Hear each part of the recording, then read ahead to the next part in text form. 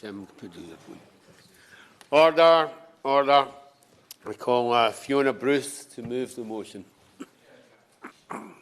Mr. Chairman, colleagues, the world is changing. We cannot be complacent about peace and stability.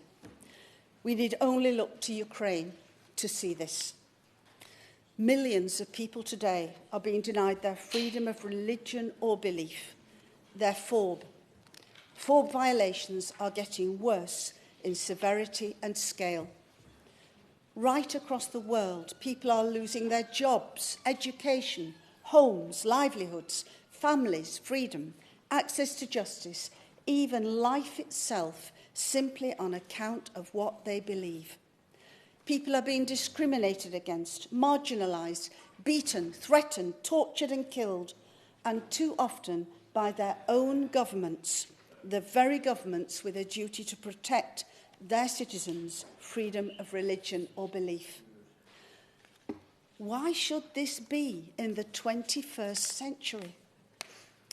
Key exacerbating factors include rising levels of intolerance and repression by authoritarian regimes such as China, Myanmar, Afghanistan, frequent terrorist attacks by extremist groups, as in Nigeria, often now functioning transnationally, and the use, or rather misuse, of increasingly sophisticated technology to oppress minority groups, as well as the increasing FORB abuses during the COVID pandemic. We must actively protect free societies, and freedom of religion or belief is essential to this. When FORB goes, so many other basic human rights fall away too. Yes, freedoms of speech, expression and association, but also access to healthcare, food, work, even liberty and life itself. Discrimination damages democracies. Persecution impedes the development of skills and talents of all and impoverishes economies. So religious freedom is not just of benefit to those with religious beliefs, it benefits us all.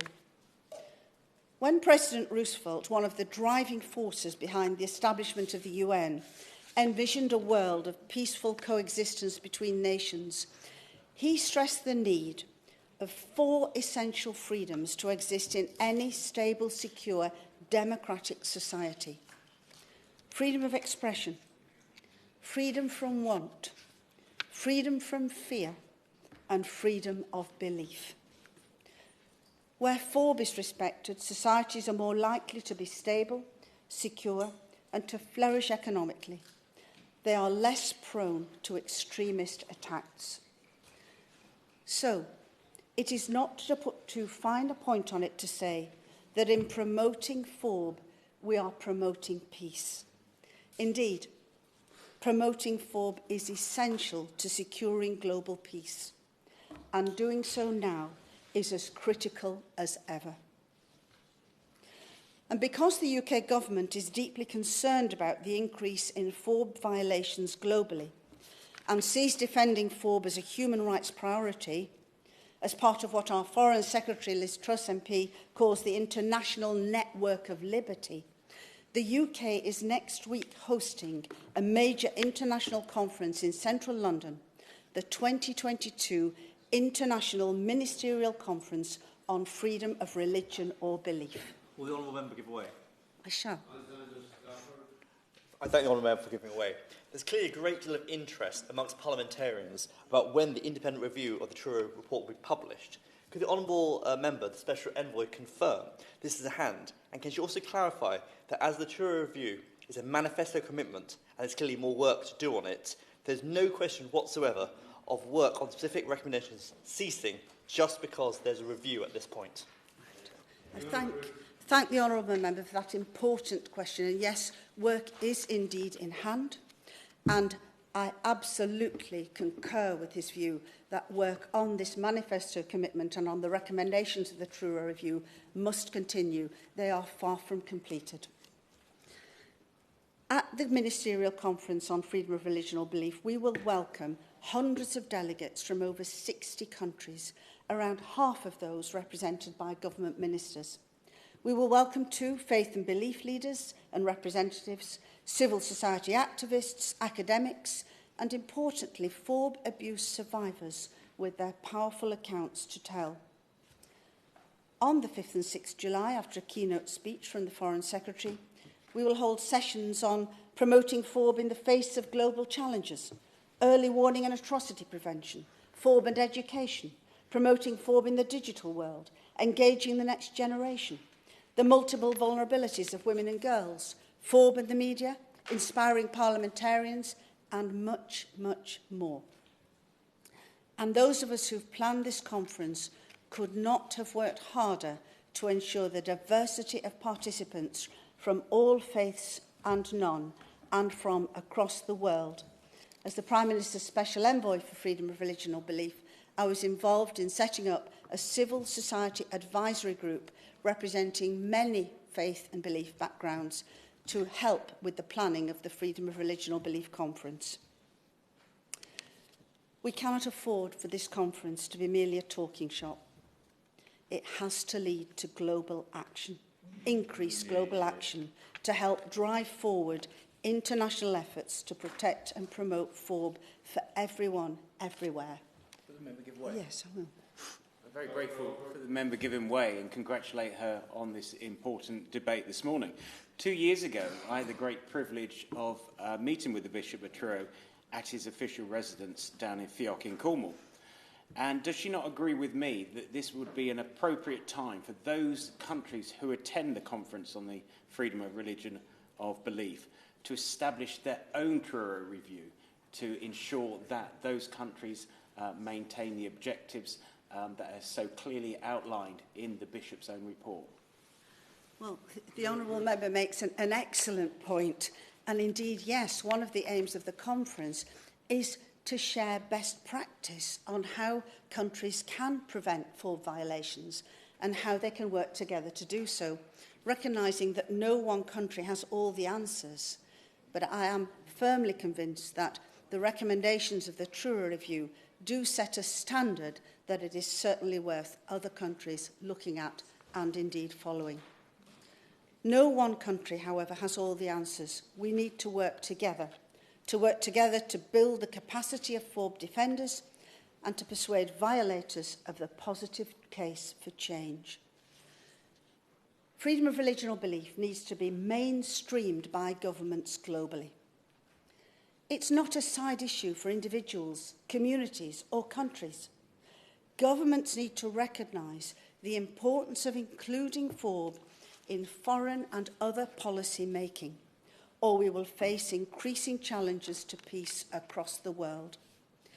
Legal systems need to be strengthened to ensure that when a country has signed up internationally to FORB principles, such as through Article 18 of the Universal Declaration of Human Rights, that this translates into practice on the ground, so that when a young woman goes into a police station who's been so-called forcibly married, raped, she can expect justice, not to be turned away. We will be asking questions such as what best practice can countries share to promote FORB and prevent its violations? How can we better protect the many women and girls from minority groups who suffer double jeopardy on account of their gender and beliefs? How can we ensure victims receive better treatment and effective trauma care? How can we address the lack of religious literacy about FORB amongst policymakers, one of the excellent recommendations in the Truro Review? And how can FORB and why it matters to everyone in whole societies, not just those with religious beliefs, be introduced into education syllabi to inform and hopefully inspire a whole young generation of FORB champions to spread the word about its importance, just as they have done about climate change. Achieving real change will require international collaboration on FORB, and not only by governments, but also involving civil society organisations who are so often at the forefront of reporting FORB abuses. And that is why the civil society engagement with our conference is so critical. Addressing FORB will require political will and enduring commitment from the highest level of governments if it is to be effective. And this will need to be backed up by real resources. We need to find ways that will prevent violations of FORB occurring, working with religious communities to do so, to discover flashpoints. We need to seek to identify and disarm sources of tension. We need to build resilience, encouraging and fostering dialogue. The international community needs to develop mechanisms to help coordinate the increasing number of groups concerned about and working on FORB internationally. How can we better monitor FORB violations? And governments need to develop effective early warning mechanisms to prevent mass atrocities. Countries need to work together to hold perpetrators of FORB violations to account through targeted sanctions to ensure more follow the UK and other countries' leads on human rights-based sanctions. Last month, I held a debate about FORB and digital persecution. We need to look at ways to prevent the misuse of technology and how to use digital mapping to identify and track FORB violations to deliver more targeted interventions. As we planned this conference, we've deliberately invited a good number of young people. We need to help, support and inspire the next generation of FORB champions. We need to provide support for FORB defenders, particularly those persecuted for speaking up for this human right. The next generation need education curricula promoting an understanding of FORB, as does the wider public. In the months running up to this conference, I and my Deputy Special Envoy, David Burrows, have been on a roadshow. We've been touring the UK, speaking in around 25 towns and cities to community groups to raise awareness of FORB. Here is a typical reaction. I had no idea that this amount of persecution is happening in the world today. More information of our tour is on the endthepersecution.uk website, including free toolkits for places of worship, for schools and for communities to help spread the word about FORB and its importance. And we're looking for more countries to sign up in support of FORB, to develop coalitions of the willing. This year, I chair the International Religious Freedom or Belief Alliance, or IRFA. I've been pleased to see more countries become members. There are now 36. And we work to ensure that FORB is championed across the world and that FORB violations are called out. And the work of IRFA is strengthening.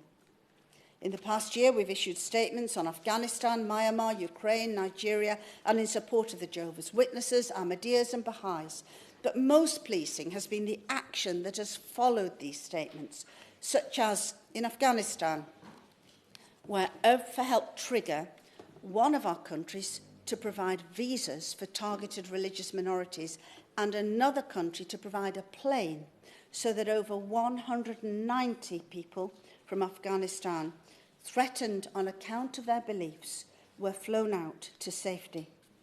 Many of them would almost certainly be dead now had IRFA not intervened. And our IRFA Education Working Group has informed the ministerial conference session on this, as has our deep dive into protecting religious heritage.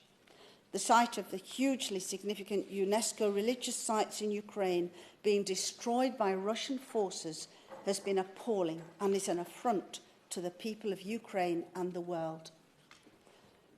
We as IRFA now look forward to being a key vehicle to help deliver on the outcomes of the ministerial conference and to further galvanise multilateral efforts. And working internationally on FORB, I have come to realise how our Parliament's cross-party work on FORB is preeminent across the globe. The UK has a unique good story to tell of our cross-party work and the impact of our APPG. I have no doubt that this ministerial conference would not be happening next week but for the work of our APPG for International FORB over the past 10 years. Now, the largest APPG in Parliament with almost 160 parliamentarian members. And I pay tribute to our current chairs in the Commons, Jim Shannon MP, and in the Lords, Baroness Cox. And next week too, in addition to the UK government-hosted ministerial, we'll have a superb range of over 100 FORB fringe events coordinated by the APPG and the growing UK FORB Forum of civil society groups. Some of these fringe events will be within the QE2 Centre where the ministerial is being hosted, but others will be here in Parliament or elsewhere around Westminster and indeed across the country. And most need no pass for people to attend. See londonforbfringe.com for details. And for anyone who cannot travel, the ministerial itself will be live streamed. See the FORB ministerial section on the gov.uk website. Together, let's ensure the right to FORB is shared across the globe and reaches those parts where freedoms are dimmed or darkened today. Places like China, Myanmar, Afghanistan, Pakistan, Nigeria, and many other places elsewhere. May I finish where I started, in Ukraine, and the wording of the statement on Ukraine, which I issued as chair of URBFA, and which reads as follows. As members of the International Religious Freedom or Belief Alliance, we commend the courage, dignity and determination of the people of Ukraine and their leadership. We stand in solidarity with them, including religious communities throughout the country. We condemn Russia's premeditated, unprovoked and unjustified attack on Ukraine, our fellow URBFA member country. Ukraine is a strong democracy whose diverse population includes Orthodox Christians, Catholics, Protestants, Jews, Muslims, Jehovah's Witnesses, non-believers and members of other religious groups. With its multiplicity of faith perspectives, Ukraine has been a strong and active defender of the human right to freedom of religion or belief and was one of the earliest countries to commit to membership of the URBFA and its principles. Its legislation guarantees the equal rights of people of all religions or beliefs. As URBFA, we denounce President Putin's cynical attempt to misuse for his own ends the history and suffering of people during the Holocaust and World War II, including Ukrainian Jews. His baseless claim that Ukraine is a hotbed for neo-Nazism is just one of the many pretexts fabricated for his war of choice. This is not the first time the Kremlin has falsely accused its neighbours of neo-Nazism and fascism as a cover for its own provocations and human rights abuses. We urge the Kremlin and Russia's military to cease its illegal invasion and respect the safety of the civilian population of Ukraine, including all religious communities, and to respect the individually held human right to freedom of religion or belief at all times. We call on all Russians, whatever their religion or belief, to stand up for peace. The question is that this House has considered the UK-hosted international conference on the freedom of religion or belief. Jim Shannon. Mr. Chairman, can I first of all congratulate the Honourable Lady for Congleton for bringing this forward. She's a very much a dear friend and colleague, and I'm very, very pleased to see her in such a prominent role for our government and for those with Christian beliefs and other beliefs across the world. So it's very, very pleasurable for me to be involved in a debate alongside the Honourable Lady. And this debate, of course, will be a milestone for the UK as we look forward to the international conference, which the Honourable Lady referred to. As chairman of the APPG on freedom of religious belief, I will declare an interest in this. I'm a very, very keen interest. It's no secret. I might add, as it will probably be no surprise, that this is a matter that is very close to my heart. Indeed, every Thursday, if God spares me, I will ask a question that relates to religious belief, those with Christian belief, those with other beliefs, and those with no belief, in the chamber of the Leader of the House. And he always responds in a very, very positive fashion, and it's quite encouraging to have a response like that from the Leader of the House. We stand up for those with Christian beliefs, those with other beliefs, those with no belief. And my visits that I've had in the past few years have been, I don't really referred to some of those, the visits to Pakistan, the visits to Iraq, to Jordan, to Lebanon, to Egypt, lastly to Nigeria. And I see the Scottish Nationalist Party member here. He's a dear friend of mine as well, because we share many of the same issues for human rights, for Christian, for religious beliefs as well. And he and I and other members shared a recent visit to Nigeria, which I'm going to speak on partially as we progress through this. It's a pleasure to speak up. And we had a visit to Poland, where it was a chance, because the Honourable Leader for Congleton referred to Ukrainians, and we had a visit to Poland just there a wee while ago to encourage the Polish government and people to continue to help the Ukrainian refugees, but also to reiterate and support the Ukrainian refugees who have been, in many cases, put out of their homes, have been victimised, brutalised, some relatives murdered. So those things are real for us. So we speak up for the Muslims, for the Sikhs, for the Hindus, for the Shias, for the Sunnis, for the Baha'is, for the Jehovah's Witnesses in Russia, where they're persecuted, and on behalf of our stakeholders as well. Happy to, yeah, of course. Thank you, Honourable Member, for giving me. Hosting the conference is a privilege, and if we're to continue being a role model in freedom of religion or belief, does the Honourable Member agree that, for example, we should be doing more to recognise and help the persecuted elsewhere, like the Uyghurs, facing a genocide by the People's Republic of China? Yeah. I certainly do. The Honourable Lady in her interventions always makes very pertinent points, and I thank her for that. And I'm going to speak about the Uyghurs just shortly as well, and mention them. I'm a Christian, and in this country I have the right to go to church as and when I like. This shouldn't be a privilege, which it is. It should be a right, which for some it's not. We are all born with the capacity to have a relationship with God and should be free to exercise or choose not to exercise that ability accordingly. It's the heart of who we are as humans. But for millions of people around the world, that freedom, that birthright, is not the reality, which is why the Honourable Lady has brought this debate forward today. It is for those people, Mr. Chairman, and their right to hold the faith, practice their faith, freely change their faith if they wish to do so, that motivates many of us to be here for this debate. In a world of increasing division and hostility, I'm very glad to say that those of us who work to promote freedom of religion or belief in this House work across political divides and from a host of different faith and belief backgrounds. We put differences aside to recognise the similarities that unite us, similarities that unfortunately are disregarded and derided by extremists in other countries, and sometimes derided by extremists in this country.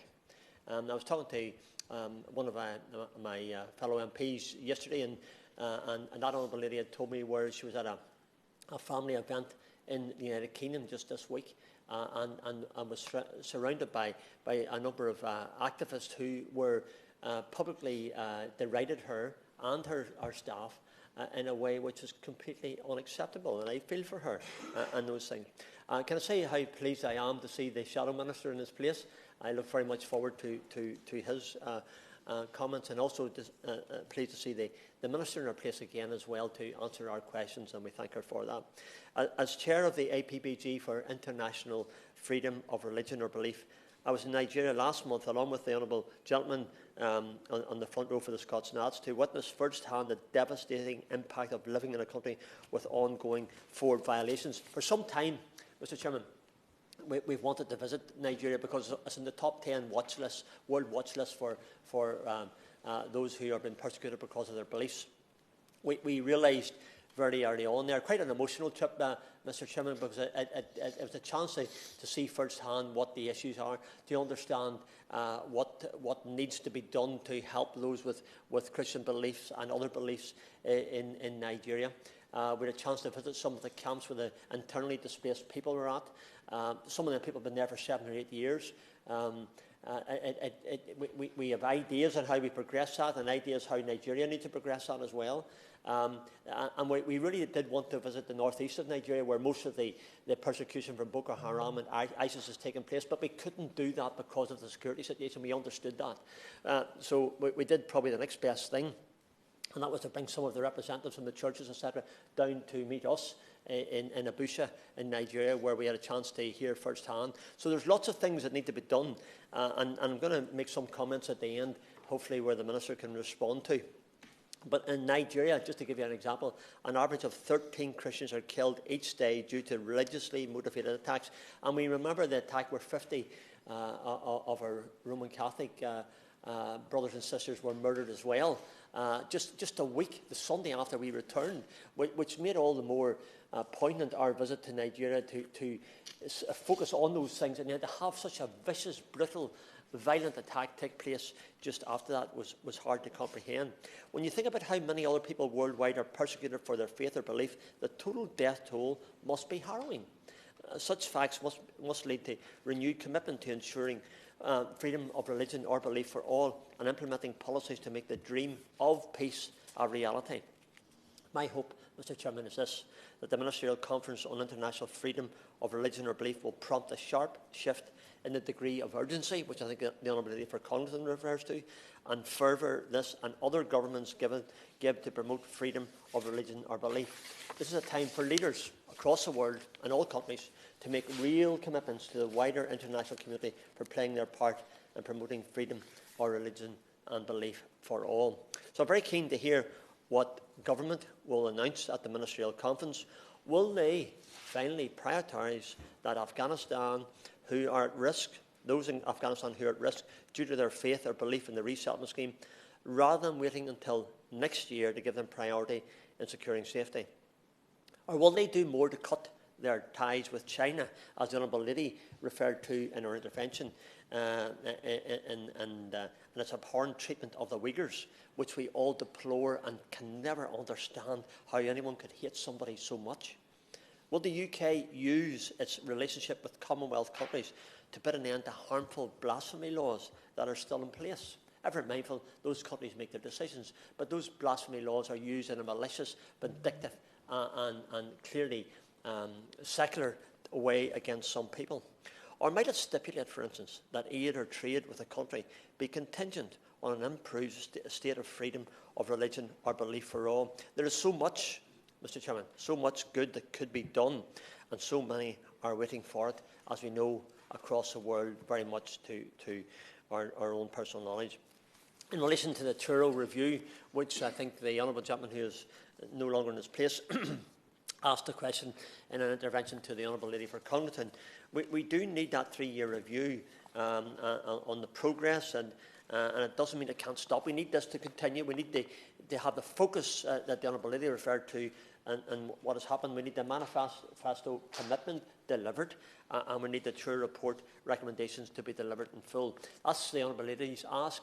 It's my ask as well, and I hope it's the ask of others in this hall today. So while ministers and those of freedom and religion and belief leaders convened across the way in the QE2 Centre for the 2-day ministerial, I will be praying, as I do every morning, that positive change does come from these efforts. I also hope a lot of noise will be made about FORB, and politicians in this country will take note. I think it cannot go unnoticed, Mr. Chairman, that the APPG has 160 members. It's not about the number game. It's about the interest from the MPs. It's about the interest from those from the House of Lords. It's the interest that those individually have on those matters. So we're very pleased to within the stakeholders, represent many of the different religious groups, which I think is important to do. So we speak up as often for those with Christian belief, those of Muslim belief, those with the Baha'is, and we do that across the world all the time. And across these 2 days, there will be a host of events happening in Parliament as part of the Ford Fringe Conference. I would encourage all of my fellow MPs to attend, to participate there, at least to attend these events. It encourages everyone. Sometimes, the reason why I come to most of these debates is because I have an interest in this debate, but the reason I come to other debates in this House, I come here to support other members who have brought forward their issues, because I think it's important that we should encourage each other where we can. These events will be sponsored by a range of NGOs, by charities. I know that I will be meeting Lord Ahmed with the Pakistan religious minorities. I think it might be maybe this week, or certainly next week as well, working to promote freedom of religious belief internationally. And we'll cover a range of 4 topics from country-specific challenges to thematic issues pertaining to FORB, to what is being done, and when it comes to ensuring FORB for all, and what needs to be done, because we've got to look at that as well. There will be over 30 events in Parliament altogether. I would suggest that gives an indication of the interest, but it also gives an indication of the number of events that are taking place. And if those who have an interest would wish to attend, they will have plenty of choice. So no excuse not to find at least one event that piques your interest. We all have a part to play in promoting FORB for all, and all the time to play that part is now. I conclude with this comment, Mr. Chairman. Many of us in this chamber will be aware of the biblical quotation. It refers to the mustard seed. So I know that the faith of a mustard seed is enough to move mountains, and I know that so many communities and individuals around the world persevere in their faith or belief in the face of an unbelievable brutality. Their ongoing bravery and their courage is indeed more impressive than moving mountains. I'm also a great believer. Just before the member concludes, would you agree with me that we need governments and ourselves to put what sometimes people call feet to our prayers, and some examples? And I can think of one just a few miles from my constituency office. A local church, Hebron Free Presbyterian Church, opened up the doors of their church to offer fleeing evangelical church from Ukraine who were suffering persecution, as well as the murderous onslaught of the Russians. That we need practical examples like that to be replicated across the country, and commend all of those who are taking endeavours like that to heart. Yeah, I certainly do, and I know that group, that it's Donald and Jacqueline Fleming and young Colin Tinsley, I think it is, and I'm aware of that, because Donald and Jacqueline Fleming live in my constituency, and I know that project, I know that work that they do. The very outward expression of what we believe through our prayer time is expressed through our practical, physical giving, and ability to help those people from Ukraine. I found that project quite illuminating. We've been able to support some of those in Newton Ard as well. So I'm a great believer, Mr. Chairman, in the power of prayer. I believe with prayer you can move mountains. It's like a mustard seed. It might be small. It looks like it can't do very much, but it does make changes. And the honourable gentleman, my friend and colleague, is absolutely right. So as the mountains move day by day, as more and more people suffer due to their faith or belief, let us ask in this House, Mr. Chairman, what we will do to aid the growth of that small mustard seed. I look forward very much to other contributions. I look forward to the shadow, and in particular to the Minister, to understand how the mustard seed can make a difference. Thank you so much. These debates go back a long way, and I think I've taken part in most of them. They go back over 20 years. I remember a debate when Keith Fowers was actually sitting where the Minister is now sitting. I think I instituted a debate on the persecution of the Karen people in Myanmar, and that persecution is still taking place. And it can be a bit depressing, the lack of progress. Although I remember Keith Fowers telling me afterwards, who would think that a small debate in Westminster Hall could actually make a difference, and it has in that case. So I pay tribute to my honourable friend for Congleton for all the work she does, and for ensuring that once again we have a debate on freedom of religion. There has been progress with the Foreign Office. I remember when we started all those years ago, the Foreign Office took great care to be completely equidistant, to say, oh, well, there's persecution of Christians on one hand, and on the other hand. They are more proactive now, and we've had the Bishop of Truro report. So more work is being done. My honourable friend's office has been set up So gradually we are raising interest in this subject, because the fact is that more Christians are being persecuted now in the world, either outright persecution like in North Korea or in parts of North Africa, or their human rights are severely limited, like in countries like in Saudi Arabia. So this is a huge issue, and I'm not just going to talk about Christians, I'm also going to talk about the difficulties that Muslims face and religious people around the world. I want to illustrate the problem with just one case, which I've gone on and on about, but the only way you make any difference in this place is to make yourself a crashing ball on a particular subject. Mara Shabazz, she was a Christian girl in Pakistan, just 14 years old. She was bundled into a car at gunpoint by 3 men. She was drugged, raped, filmed, photographed for use as blackmail. She was forcibly converted to Islam, forced into marriage with one of her abductors. 4 months later, she managed to escape. She has faced death threats for supposed apostasy and for abandoning her supposed husband. An imam has certified the wedding was invalid, but the case in the civil court still drags on. Now, on the 13th of July, this is almost a year ago, I took a delegation to see the Home Secretary, no less, about this case, and I received absolute assurances from the Home Secretary that she was fully cognizant of the case and was going to take action. And Lord Forsyth went to see her a year before that and got the same answer. Now, an excellent charity, Aid the Church in Need, are willing to fly Mara and her family to the UK, help them get on with their feet and make sure they're integrated within the British Pakistan Christian community here.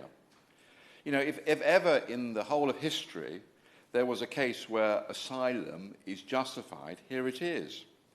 So why has there been no progress? And I suspect there's been no progress, and this is an allegation, it may be untrue, but I think I've got to make it, because our embassy or our High Commission in Pakistan is not looking at this case with sufficient seriousness. It may be that there's politics involved here, that they don't want to irritate the Pakistani government because there are matters of global importance like dealing with the Taliban and all the rest of it. I don't know. But meanwhile, this poor girl and her entire family are in one room and nothing happens. And meanwhile, people, 60,000 people a year, are pouring across the Channel. They're already in a safe country. They're not being persecuted in France. They're all very nice people. I got nothing against them individually, but they're obviously economic migrants. So they're pouring across, but there's this one girl who apparently we can't get into this country, although she has, I would have thought, a rock-solid asylum case. And we go on and on as a government about saying how we have a wonderful record on asylum seekers. Let's give asylum here to people who are genuinely being persecuted. And let's deal with this economic migrant issue. Because the more economic migrants who are breaking the rules and pouring into the country, the less genuine refugees we can take.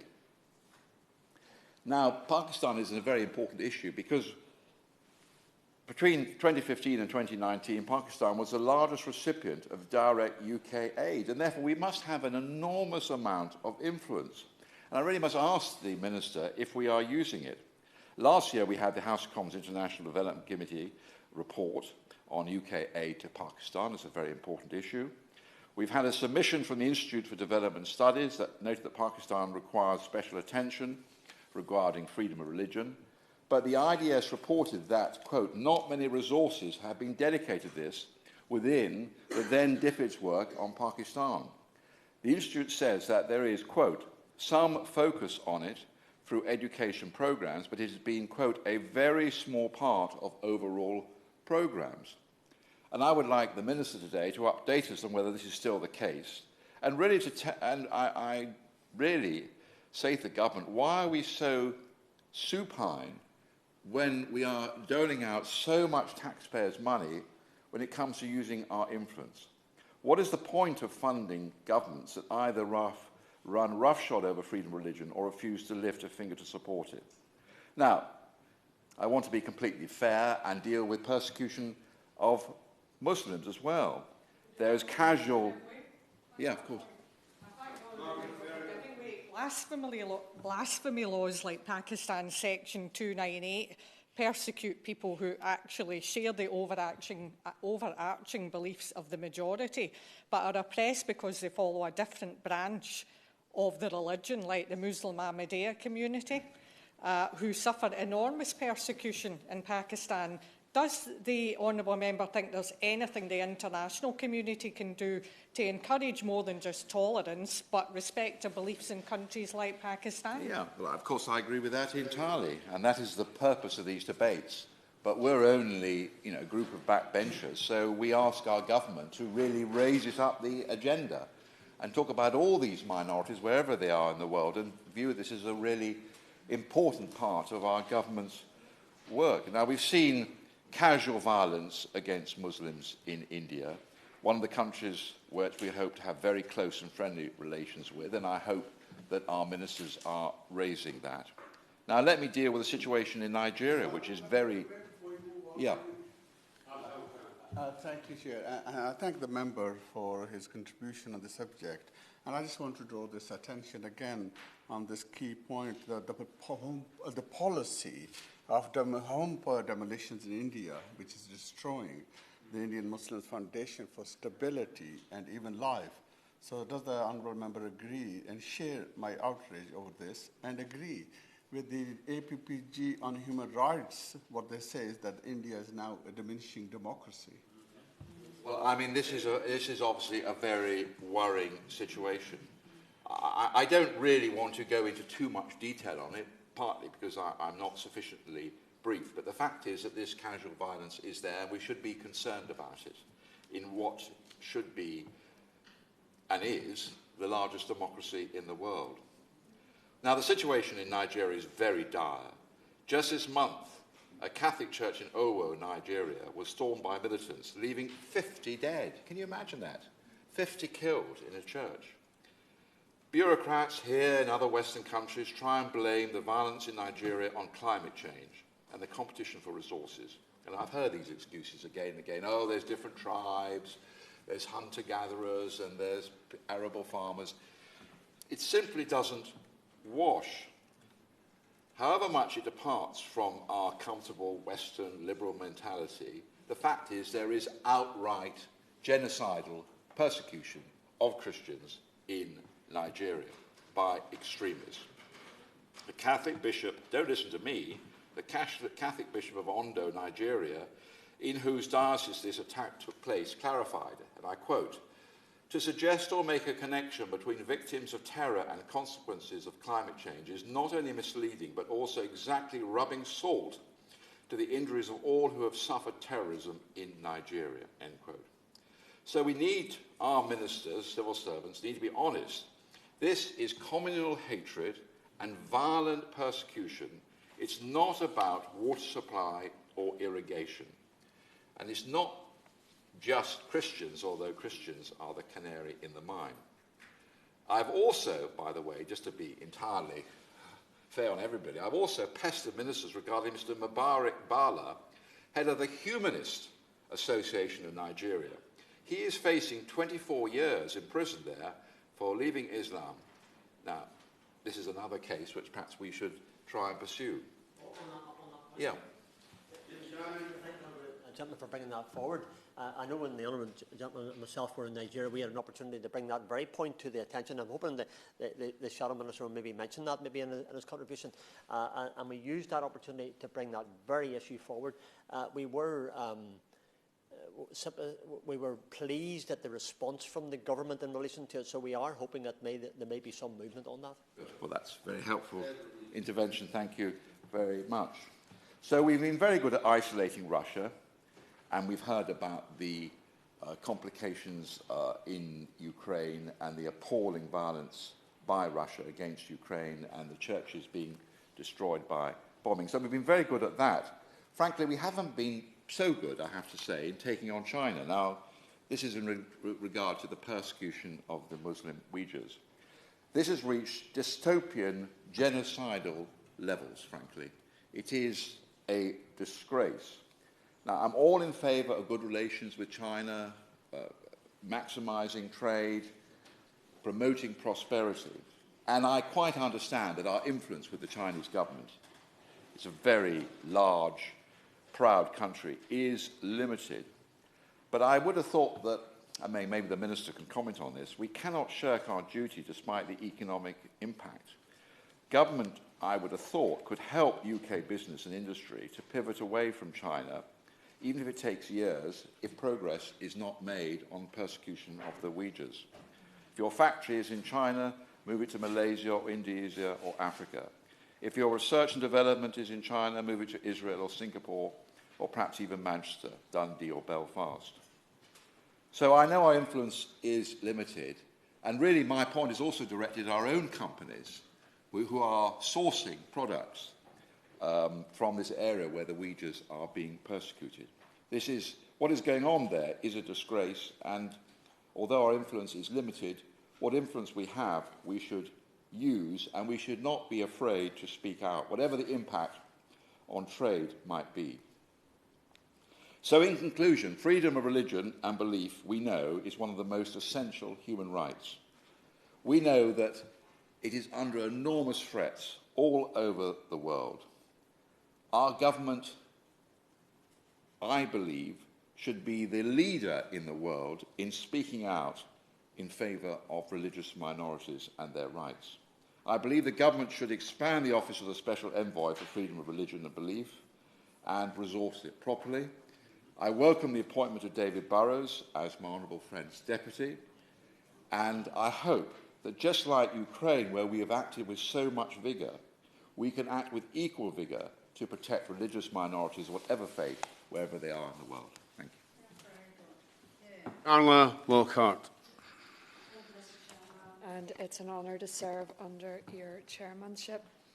I commend my honourable friend, the member for Congleton, for securing this debate, and may I also take this opportunity to thank her for her ongoing work as the Prime Minister's Special Envoy for Freedom of Religion or Belief. It is a role I can think of no one better suited to fulfil. And also can I thank my colleague, the Honourable Member for Strangford, for his ongoing work within the APPG. I know he always is a strong voice on this issue. Chair, the freedoms we enjoy here in the United Kingdom came at a high price. For those who fought and died to secure our freedoms, we are forever in their debt. But having received that gift of freedom, we have a duty to do what we can to ensure others, whatever they may be, who are living in fear, under surveillance, threatened with imprisonment or death, are moving towards freedom, not further persecution. Chair, on a regular basis, I raise issues around persecution with the Foreign, Commonwealth and Development Office. Sadly, and all too often, it is following an attack or slaughter of believers. Today, in the short time available to me, I want to mention two places that I would urge the government to do more in, and that I would hope would be a focus in the forthcoming ministerial conference. Firstly, Nigeria, and the Honourable Member from Strangford has so eloquently outlined some of the points already. But Chair, Open Doors, who we all know do an amazing job as a voice for the persecuted church, report that in the first 3 months of 2022, 896 Nigerian civilians were killed in violent attacks, including hundreds of Christians who were murdered because of their faith by extremist Islamic militants. Nigeria is number 7 on the Open Doors World Watch list, and more Christians are killed for their faith in Nigeria than the rest of the world combined. The situation in Nigeria for those who follow Jesus is becoming increasingly dangerous as greater collaboration emerges amongst Islamic militants. Chair, I urge the Foreign Office to do more to highlight what is happening in Nigeria and to work with the international community to address this horrific situation. Secondly, I want to mention Myanmar, and it's a matter of regret, but all too often the reality that the international community move on to the next crisis and forget the one that went before. Myanmar, Chair, remains in turmoil. The junta is still in control, And with that control, they are targeting religious minorities, including many Christians, who are often targeted by the Buddhist national military to suppress opposition. Majority Christian villages are being bombed and churches have been targeted. It is not only Christians who have been persecuted in Myanmar, however. Notably, hundreds and thousands of the Rohingya Muslims have been driven out of the country as well. Chair, whilst so much focus is on Ukraine, and that is right, let the international community not forget Myanmar.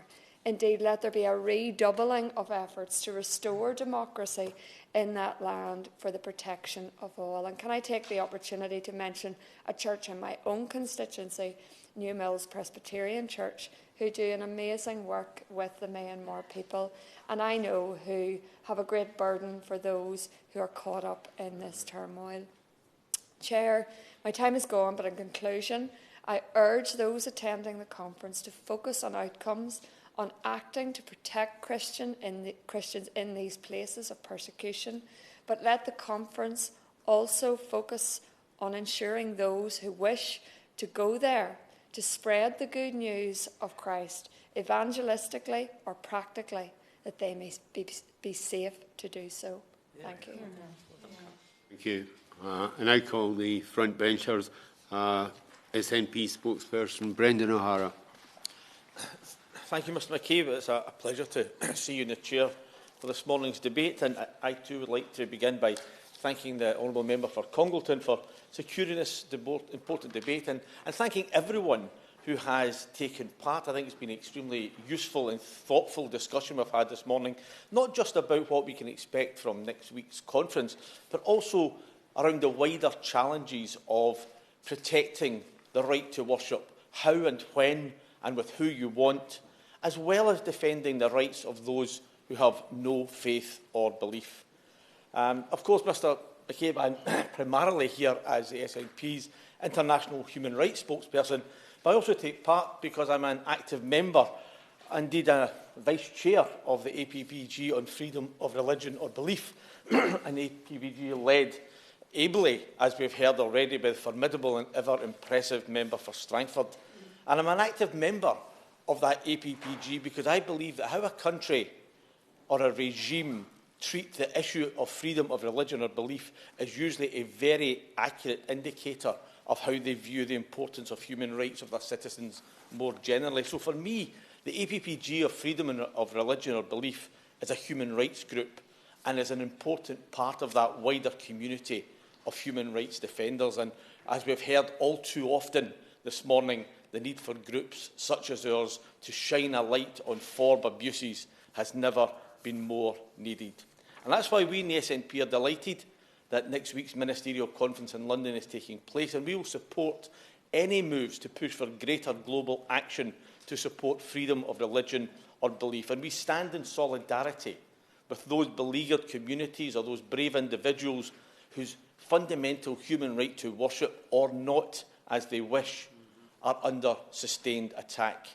And it's absolutely critical that while we all get behind a call for greater global action, that arrangements are put in place to ensure that the delegates at the conference get to hear directly from those religious groups or those humanist organisations or others who are day in and day out directly affected by the violence being perpetrated on and against them on the basis of their religion or belief. So I hope that the policymakers who do gather in London next week will be able to hear first-hand from the people in Pakistan and in India and Saudi Arabia and Nigeria and Myanmar and Xinjiang and Iran and elsewhere in the world who do not enjoy the freedoms that we take for granted. And I thank the Honourable Member for Gainsborough for raising once again the case of Myra Shabazz, and I hope the Minister reminds the Home Secretary of the extreme importance of this case and the commitments that were made almost exactly a year ago. Mr McCabe, there are hundreds of millions of people currently living in fear of persecution simply because of the convictions they hold or the faith that they profess. And we have a great deal of work to do to protect those people from those who would seek to do them harm for simply practising that faith. As we heard from several members, there is no typical model of how that persecution manifests itself. It can come in the form of direct suppression, state suppression, a heavy-handed crackdown, as we would recognise in China, and the disgraceful treatment of the Uyghur Muslim population, who have been subjected to the most awful, systematic and widespread abuses imaginable, the scale and ferocity of which is almost unparalleled in modern times. The suppression of the 350,000-strong Baha'i community in Iran is another example of when a state uses its power to persecute and discriminate against a community because of their religious beliefs and their fundamental basic right to practice their faith. And in 2019, the United Nations recognised the Baha'i community as being one of the most persecuted religious minorities in the world. And of course, religious persecution can come from well-organised, well-armed, well-funded terrorist organisations such as Daesh, whose attacks on the Yazidi people have been recognised by many, including in this Parliament, as a genocide. The attack on Sinjar, Daesh killed thousands. We don't know how many thousands because to this day graves of men and boys are being discovered. And we're too well aware of the barbaric treatment suffered by Yazidi women who suffered rape, torture, sexual enslavement, forced sterilisation and all manner of inhumane and degrading treatment by their captors. And I would take this opportunity to remind the House that there are still 2,700 Yazidi women and girls who, despite the military defeat of Daesh, are still missing and unaccounted for after all of these years. As was previously mentioned by the Honourable Member for Strangford, I went on the visit by the APPG to Nigeria, along with the Member for Strangford and Baroness Cox. And we went there to speak to Christian and Muslim religious leaders, civil society activists, and people who have been displaced by ethnic and religious violence, and as well as Nigerian politicians. And we were also there to highlight the case of Mubarak Bala, the president of the Humanist Association of Nigeria, who was sentenced to 24 years in jail for blasphemy in April. And I can assure the Honourable Member for Gainsborough that we raised the issue directly with the Nigerian government, and indeed one of our group managed to speak and have a lengthy meeting with one of Mubarak's family. So it's an issue that we are very aware of and we will not be letting go. But as the Honourable Member for Strangford said, it was a challenging visit, particularly when we were told by almost everyone we met that everything in Nigeria is seen through the prism of religion. And that all too often, people are excluded and abandoned, and all too often the voice of the cleric, however radical, has replaced the voice of the government as that of authority. And we saw that for ourselves when we were there. The head of the Methodist Church and 2 other clerics were kidnapped, and just literally a week after we came back, 50 Nigerians were murdered in an appalling terrorist attack at St Francis's Catholic Church in Owo, in the hitherto previously relative peaceful state of Ondo. Another very worrying indicator that the violence usually seen in the north and the middle belt is spreading to the south of the country. And as the Honourable Member for Upper Bann said, Nigeria currently sits 7th on the Open Doors watch list of places where it's most dangerous to be a Christian. But if that watch list was done purely in levels of violence experienced, then Nigeria would be top of that list of places where it's most dangerous to be a Christian. So these are incredibly dangerous times for Nigeria. And given the history that the United Kingdom has with Nigeria, I think we have a particular responsibility to help the people there and to do all we can to bring peace and stability and security to that country. But there is hope. There is a civil society that is desperate to build a new country. There are religious leaders, both Muslim and Christian, who are doing great work in bringing communities together. But their efforts are being hampered by endemic corruption that exists in Nigeria. I remember one meeting in particular, we were told that corruption has left people, particularly the young people, without hope. And that feeling of exclusion is one of the main drivers of increasing conflict. That same woman told us that politics is so divided in Nigeria that politicians have nothing left to sell other than division and they stand on a platform of not being a Muslim or not being a Christian because they have no other vision to sell. But as I said, Mr McCabe, there are signs of hope, because people do not want to live in a country riven by religious divisions and appalling acts of religious-based violence. And supporting civil society and bringing an end to this endemic corruption is a prerequisite if Nigeria is to pull itself back from the brink. And we have to be part of making that happen, and that includes supporting the rights of people like Mubarak Bala and other humanists to hold the beliefs that they do. One of the organisations we joined with in Nigeria was Bellwether International, an NGO which works in pre- and post-genocide communities and has a significant presence in the IDP camps. Bellwether's founder and CEO, Rachel Miner, she came with us to Abuja and she observed the importance of freedom of religion or belief cannot be underestimated. It is a power to bridge a gap between the very worst of society and the very best. Together we can bring the best of society to the world and preserve human rights and dignity at the same time. And I think that's what we should be looking for from next week's ministerial. We have a fantastic opportunity to use the powers that we have to bring the international community together, to highlight and call out the abuses of freedom of religion and belief where and when we see it, and we do so without fear or favour, even when it is our own friends who are doing it and it is not perceived to be their economic interest so to do. And I sincerely hope that the UK government takes this unique opportunity to lay out its strategy, a long-term strategy for tackling religious persecution around the world. Thank you, Mr McCabe. Thank you. I now call the opposition spokesperson, Fabian Hamilton. Thank you very much, Mr McCabe, and it's a pleasure, as always, to serve under your chairmanship. I want to start by congratulating one of our members, who I'd like to call my honourable friend, the member for Congleton, for securing this debate. She and I served on the International Development Committee 9 years ago, for 3 years together. And I saw then, and I see now, her complete commitment to an issue that is so important to humanity, to human rights, and to civilization. And I want to thank her as well for her consistent championing of freedom of religion or belief in this place. She opened this debate by saying that we can never be complacent about peace and stability, and hasn't that come true in today's world? Freedom of religion and belief is under threat, especially by people from their own governments, and that's something we should be deeply concerned about. She mentioned the rising levels of intolerance and oppression by authoritarian governments throughout the world, the increasing use of technology for repression of freedom of religion or belief, and the discrimination which damages democracies so badly. FORB benefits us all, she said, and she's absolutely right. And it promotes global peace and well-being. It's now as critical as ever.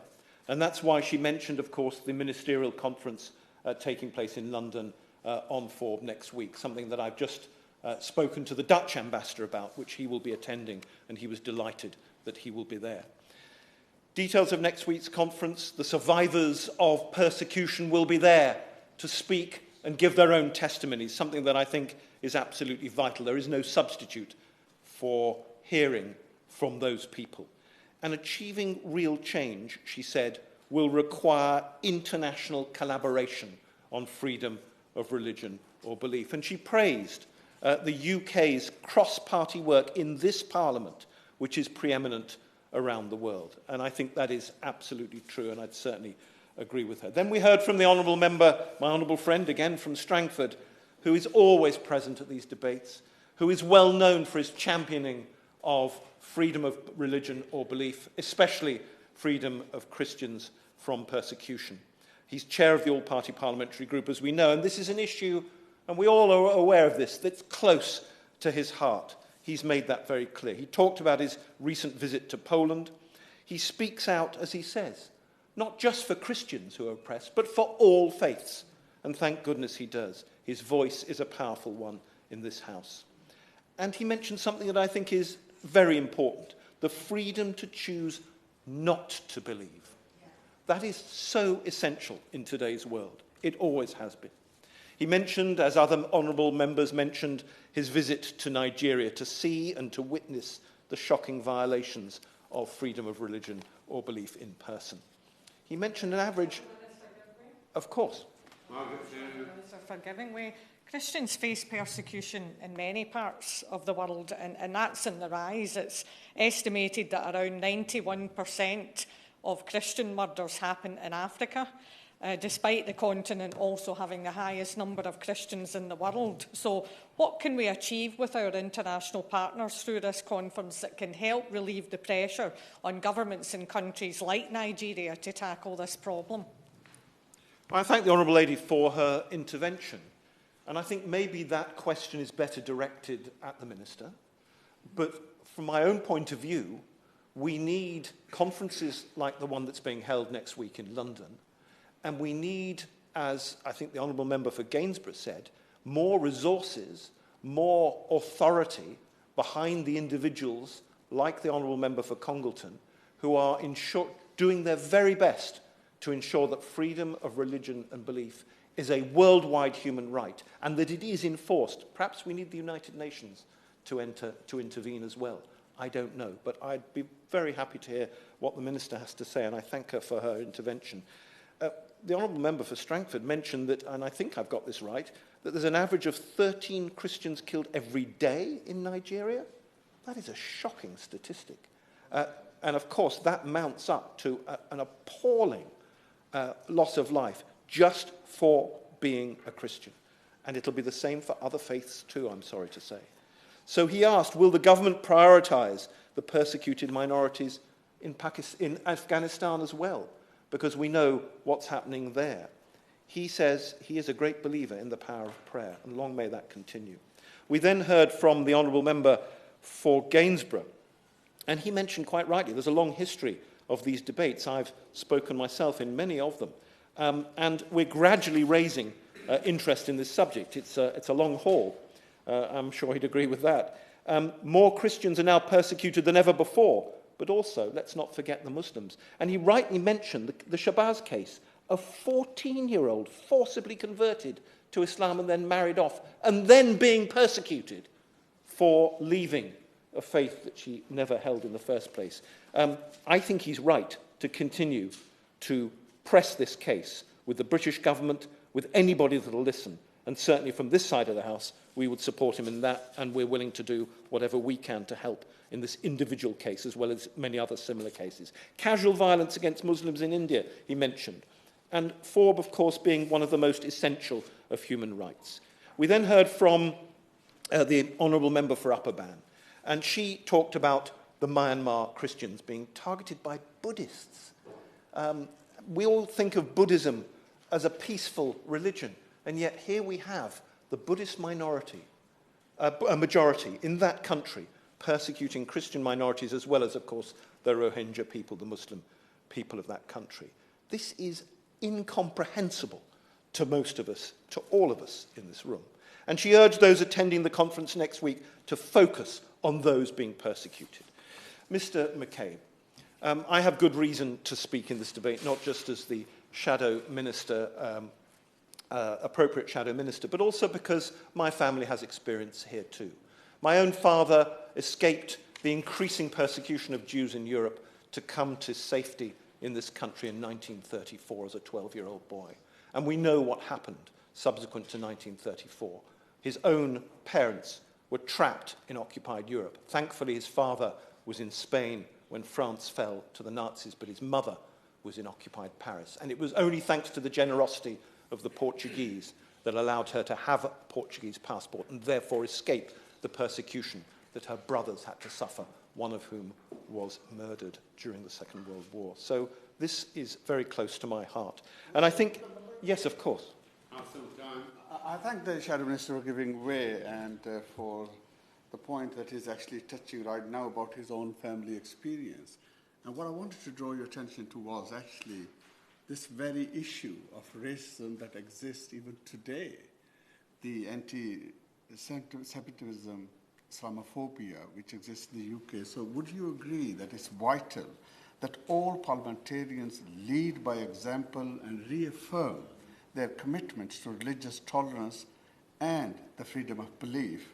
And perhaps the Minister can also touch on this, maybe it's a good time to accept the definition of Islamophobia. The government has had 3 years to adapt this. All other political parties here have adapted this. And if not, what is the reason? Why is the government being held when Muslims have nearly half the religious hate crimes are being committed against them every year?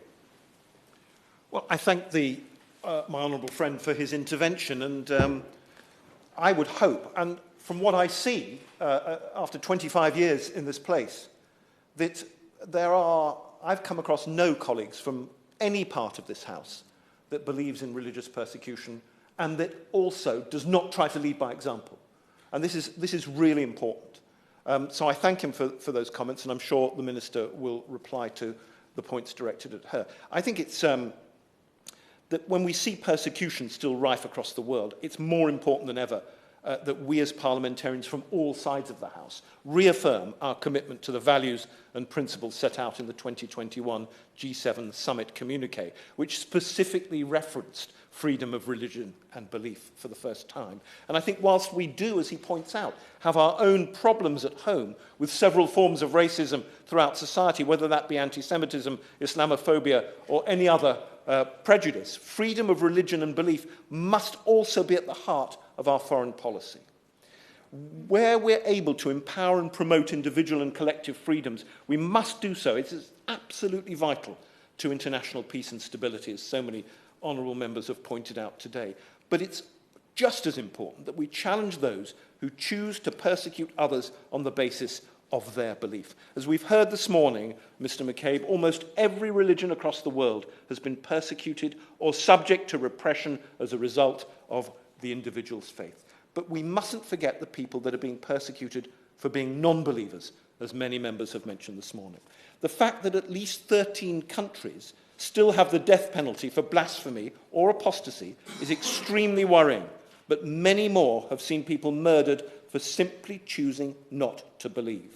At least 83 countries have blasphemy laws more generally, with 30 countries classified by the Freedom of Thought report as guilty of grave violations against the non-religious. This must be challenged in the strongest possible terms by the international community.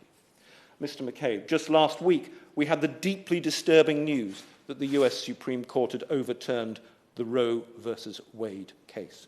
As parliamentarians who believe in a free and equal society, we must make clear that this ruling was a devastating setback for women's rights in the United States. The right of women to make their own decisions about their own bodies is a fundamental human right too, and it should not be interfered with in the name of faith or religion. The issue is that those who may have faith but also believe that access to abortion is a right that should be protected will now be an extremely difficult position where they may be forced to choose between their own faith and their political belief. Yes, of course. I thank the honourable member for giving way, and I respect his opinion on this matter, but I would remind him about the baby in the womb and the rights of the unborn child. So often we talk about the rights of women, and that is right and correct. As a woman, I want to see rights for women, but in every pregnancy and every journey there are two lives. Both lives matters, and I would encourage the member to just think on the baby in the womb. Thank you. I think we're drifting into quite a different subject here. Maybe we should get back to the motion. Thank you, Mr. McCabe. I fully respect the honourable lady's commitment and belief, but I also respect the right of other women to choose what happens to them and their own bodies. But as Mr. McCabe said, we should get back onto the issue that we are debating today. The government says it's deeply concerned about the severity and scale of violations and abuses of FORB in many parts of the world. Persecuting people or discriminating against them because of their religion or belief is often closely linked to other foreign and development policy challenges. With that in mind, could the Minister outline what measures this government has taken recently as a result of the abuses of FORB? And can she give us some examples of where the UK is tackling this problem? And finally, Mr McCabe, before I end my remarks, I'd like to pay tribute to Rodney Ross and Alan Fell for their work in documenting and commemorating the contribution of British Jews during the First World War. Sadly, this is an often forgotten subject, and I'm delighted that this project will become a permanent record of the lives of the Jewish community in Leeds and across the country from 1914 to 1918. And I commend that website to anybody interested in the subject. Minister Vicky Ford. Thank you very much, Mr McCabe, and it's a pleasure to serve under your chairmanship. Can I start by saying again, as others have done, how grateful we are to our honourable friend. I think we're all collectively saying that. Our honourable friend, the member for Congleton, for securing this important debate and for focusing the attention of honourable members on the government's upcoming ministerial conference on freedom of religion or belief. Can I also thank our honourable friend for all that she does to advance freedom of religion or belief as the Prime Minister's Special Envoy and as Chair of the International Religious Freedom of Belief Alliance. I'm really grateful to honourable members for their comments and interventions today, and I'll try and cover many of the points raised. But let me be clear, the government is unwavering in our commitment to promote freedom of religion or belief for everyone, everywhere. Next week, we will demonstrate that commitment by hosting the UK's first ministerial conference on the issue. It will bring together over 500 delegates from more than 60 countries across the world. Representatives will include ministers, but it will also include representatives from Muslim, Christian, Jewish, Buddhist, Hindu, Sikh, Baha'i and non-religious communities. As the member for Congleton so rightly said, involving civil society is vital to championing freedom of religion or belief. So the ministerial event will be complemented by a fringe conference organised by parliamentarians and civil society. Because all countries have an obligation to promote and protect freedom of religion or belief. We will share knowledge and build coalitions to take forward work on important areas including gender equality, conflict and digital technology. Many members who've taken part in this debate have particularly mentioned women, and across the world millions of women and girls experience discrimination and violence on the grounds of their religion or belief as well as their gender, and we will use the conference to advocate for them. In war-torn and insecure places, people are often politically and economically marginalised because of their religion or belief. And we will use the conference to stand up for marginalised groups, to advance open societies where tensions are managed peacefully and human rights are protected and promoted. The internet, as the member of Congleton said, has given people a new platform to express their beliefs, but it also provides a tool for harassment, a tool for persecution. We'll use the conference to advance ideas to protect religious and belief groups online. Discrimination on the grounds of religion and belief is a global issue that transcends borders, and we will use the conference to encourage our international partners to join us in making new commitments around these key areas. Of course, the conference is just the latest step in the UK's leadership of freedom on religion or belief. It coincides with the 3rd anniversary of the British Jurors Report on the FCDO's support for persecuted Christians around the world. The Bishop has been on the conference's advisory committee, and he will be speaking at the conference. I'd also like to pay tribute to my noble friend, Lord Ahmed of Wimbledon, for his work as the first UK envoy for freedom of religion and belief, and his leadership on this agenda as the Minister for Human Rights has involved working closely with ministerial teams all across the FCDO, as well as with our honourable friend who is so relentless in her commitment to promote freedom of religion or belief.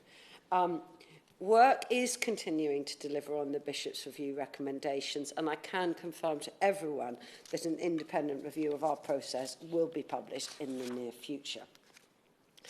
The government's work to promote freedom of religion or belief broadly splits into 3 strands: action at home, collaboration with international partners, and taking action on cases of concern around the world.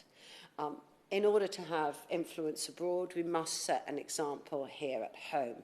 So government-funded programmes in the UK protect the rights of members of all communities to live free from fear, free from hate, free from violence.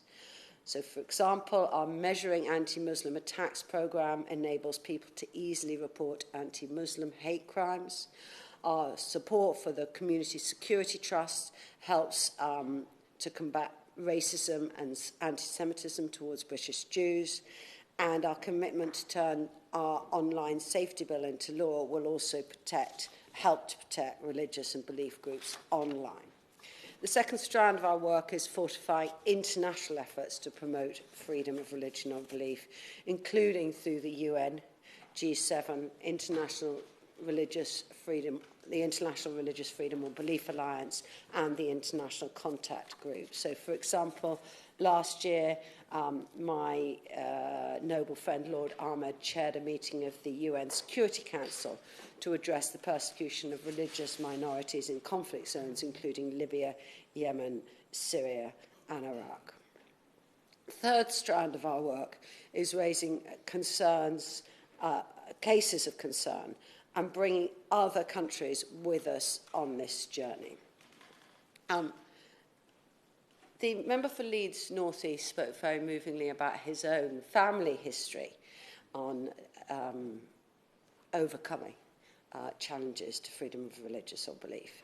And the honourable member for Strangford, again spoke very movingly. In this place, we talk about members being where they're from, being, of course, the place that they represent today. The honourable member for Strangford is, of course, born in Omagh, County Tyrone, the place of my own birth. And let's just say, as a child born in Omagh, County Tyrone, and raised there during the early days of the Troubles and as they continued, it's a lesson I've carried all my life, is the importance of listening to others who have a different religious perspective, learning about what they believe in, and doing that with compassion to bring sides together and to reduce conflict. And that is what a lot of our work overseas endeavours to do. The honourable members for Strangford, for Upper Barn, for Argyll and Bute, and others particularly mentioned the situation in Nigeria, and the honourable member for Gainsborough was the first to raise the case of Mubarak Bala.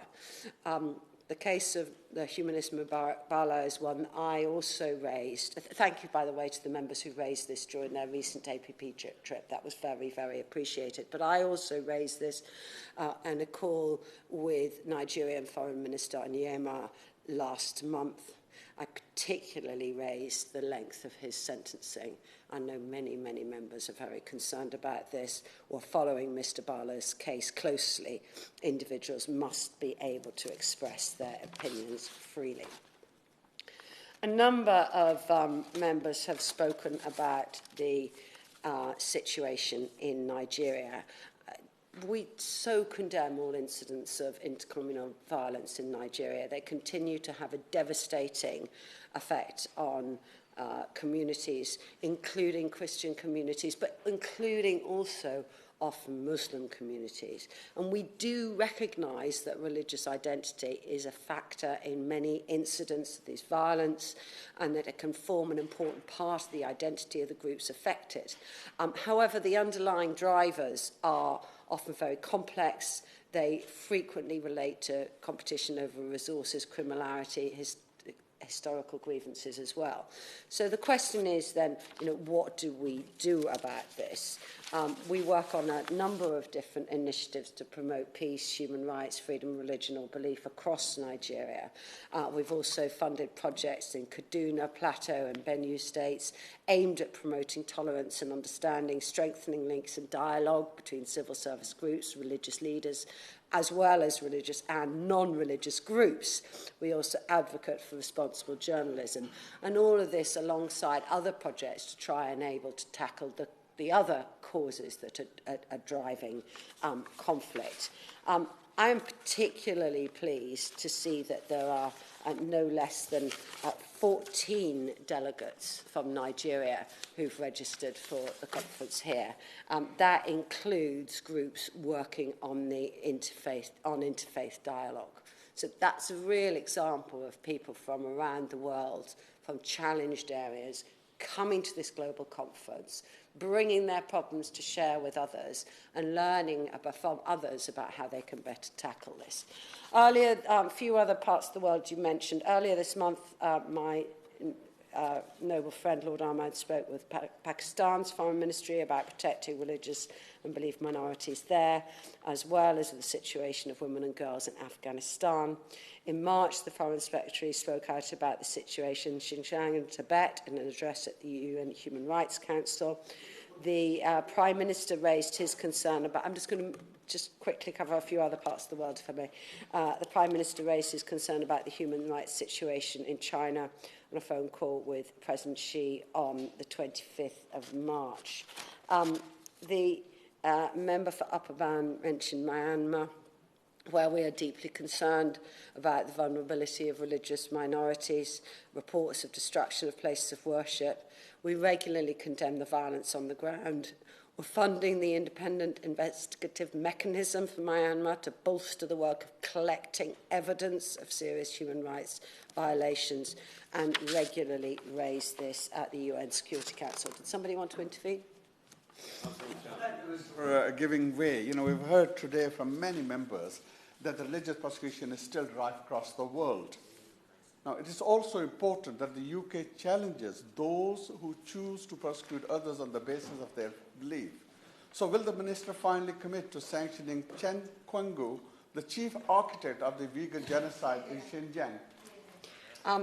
Thank you very much. No, I can't commit to that for right at this phase. Thank you very much.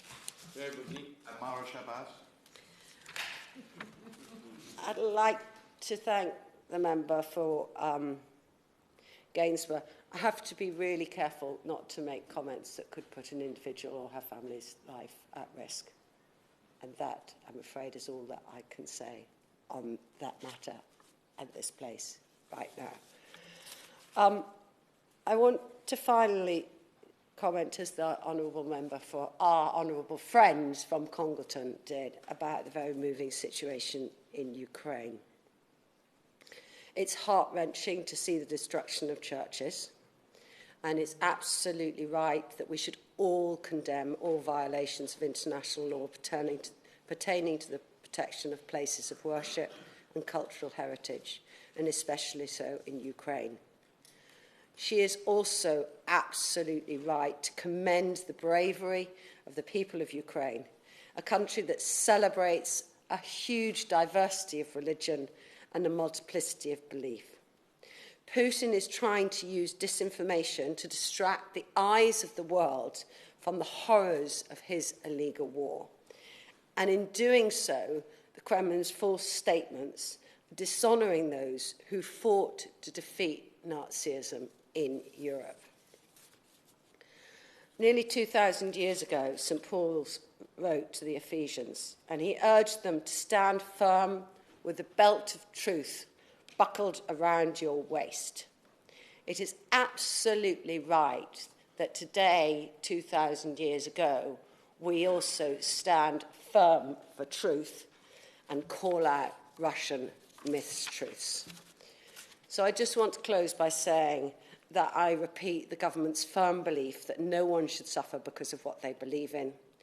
I really do welcome the enthusiasm from this conference that we've heard today, and I hope that many, many members will take part in the conference themselves, because the government is looking forward to continuing to work with all of you and with all interested parties to advance freedom of religion or belief for all. Thank you. About 1 minute, Fiona Bruce. Can Can I thank all honourable members for their powerful speeches and interventions from Strangford, Gainsborough, Upper Barn, Argyll and Bute, Hendon, Rother Valley, Leeds North East, Rother Green and Hamilton West and others. And I thank the Minister for responding today. I particularly want to point out, let it never be said that any of us in this place with a particular faith do not speak out on FORB for all of those who are persecuted, whatever their faiths or beliefs. We have seen it today. I thank the honourable members for speaking out as they have, in particular referring to the Truro Review. I can confirm work will continue on that. It is part of my mandate to ensure that it does, and it's a manifesto commitment. The fact that my appointment is by the Prime Minister is a signal internationally of the commitment of this government for FORB for all, right at the very top of it, as is the ministerial, which will be held next week on FORB in London. I'm proud the UK is demonstrating this global leadership. Order.